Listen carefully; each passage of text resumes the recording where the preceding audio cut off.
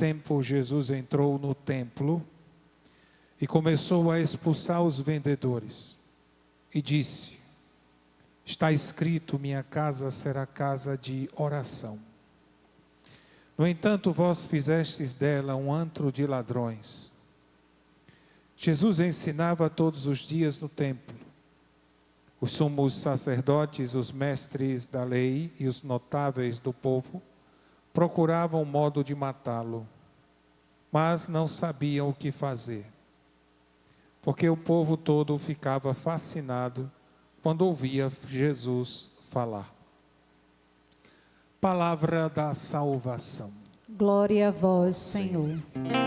Glória a ti, Senhor. Toda graça e louvor.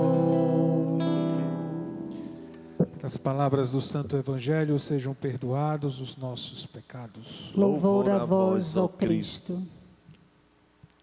Caríssimos irmãos e irmãs, esse texto do Evangelho nós o conhecemos bem, porque é Jesus que entra no templo e começa a expulsar os vendedores, os vendilhões, né? Conhecida essa passagem como os vendilhões do templo, que eram os cambistas, eram pessoas que vendiam os animais para o sacrifício, só que a coisa foi tomando assim proporções. Os cambistas, porque a moeda corrente era a moeda romana, e eles não podiam colocar uma moeda romana, uma moeda pagã, no tesouro do templo, e por isso que tinha os cambistas, para poder mudar, trocar as moedas. Ocorre, como falei, que as coisas estavam tomando proporções, né? Praticamente o templo parecia uma feira. E com isso Jesus entra e começa a fazer esta purificação, né? Ocorre que antes Jesus está entrando em Jerusalém.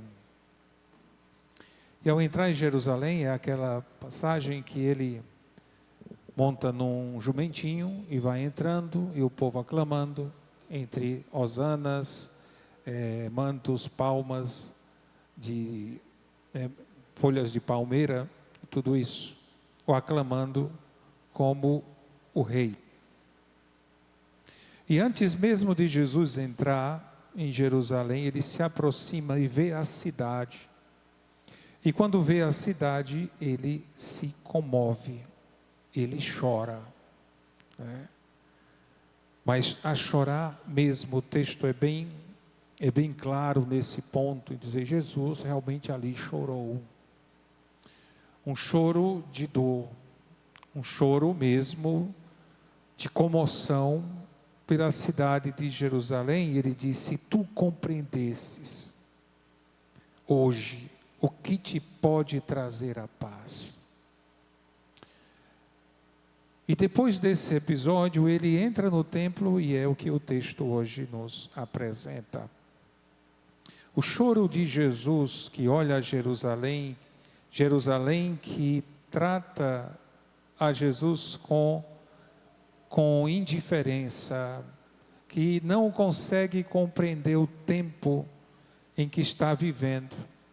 E é o que ele disse: se você compreendesse o hoje, esse hoje, o que te pode trazer a paz. É um texto que fala para nós também.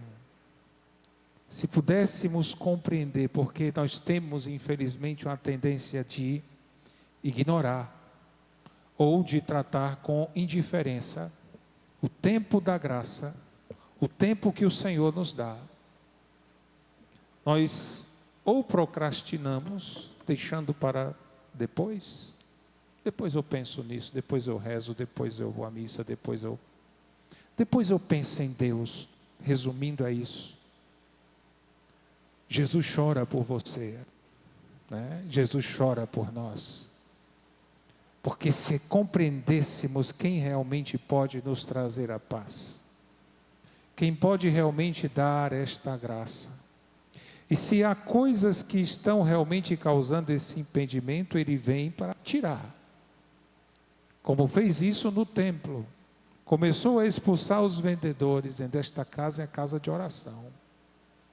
Esta casa é casa de oração, é sagrada. Este templo é sagrado. Todo o meu ser, meu corpo, alma e espírito, ele é sagrado, porque Deus assim o fez e quis. E tornou-se sagrado e consagrado, tornou-se no batismo. Uma vez batizado, nos tornamos, aos olhos de Deus, sagrados. É dele, pertence a Ele. A dificuldade que colocamos, essa incompreensão, é devido ao mundanismo que nós vamos aceitando e assumindo e querendo. Mas essa comoção de Jesus por nós não é uma comoção que Ele cruza os braços de forma alguma, mas Ele age. E Ele age, como nós vimos aqui, com força. Vem e expulsa esses vendilhões do nosso coração. Se deixo, Ele vem e tira essas coisas que poluem, que impedem, que faz de modo que deixe para depois. Deus quer fazer hoje. Esse hoje que é eterno, esse hoje que é único na nossa vida. Deus quer realizar essa obra hoje. As pessoas ficavam fascinadas quando ouvia Jesus falar. Por quê? Porque Ele é o único que pode trazer a paz. Ele é o único que pode realizar essa obra em nossas vidas. Como em Santa Cecília, uma jovem que, fascinada por Cristo, resolve realmente entregar toda a sua vida a Ele. E mesmo prometida em casamento e até casando, ela ainda continua com esse desejo de ser somente de Deus. A tal ponto de evangelizar e convencer o seu esposo, que era pagão, valeriano, a buscar o batismo. E ele assim o faz porque a amava. Mesmo contrariado, não dando muito em conta o que ela estava dizendo, mas ele faz. E vai procurar o Papa Urbano, que está escondido porque a igreja estava sendo perseguida pelos romanos, estavam matando os cristãos. E lá ele recebe a catequese e é batizado, e quando é batizado, sua vida é transformada. Ele compreende. Ele volta para casa e praticamente Deus permite ele ter uma visão e de ver um anjo que protegia Santa Cecília, que a guardava. E de tal modo que ali, até mesmo o próprio irmão dele, Tibúcio, também se converte e também é batizado. E eles começam a fazer obras de misericórdia, que é enterrar os mortos, enterrar os mártires, os cristãos que estão sendo mortos. Mas são presos por causa disso. São julgados e são condenados. No caminho para o martírio, acompanhava eles o prefeito. E eles falando, evangelizando, conversando com o prefeito se converte. E recebe o mesmo suplício, porque se tornou cristão.